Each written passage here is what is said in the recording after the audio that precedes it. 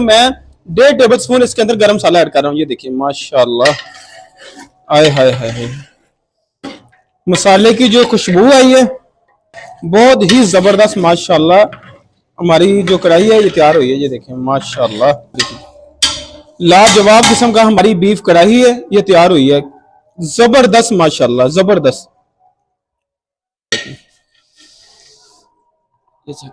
ये चक्रे माशाल्लाह कितनी माशाल्लाह, ये देखें ये माशाल्लाह किस किस्म की तैयार हुई है। ये देखें तो कमाल हो गया माशाल्लाह। बिस्मिल्लाहिर्रहमानिर्रहीम, अस्सलाम वालेकुम। मेरा नाम है शेफ आसिफ। आज मैं आपके लिए लेके आया हूँ 5 किलो बीफ गोश्त की कढ़ाई। ये इंशाल्लाह कमर्शियल तरीके के साथ बताऊंगा कि किस तरीके के साथ बड़े बड़े होटलों के अंदर बीफ कढ़ाई तैयार की जाती है। आज वो वाली रेसिपी इंशाल्लाह आपके साथ शेयर करूंगा। आपने वीडियो स्किप नहीं करनी, एंड तक देखनी है, मुकम्मल इंशाल्लाह गाइड करूंगा कि किस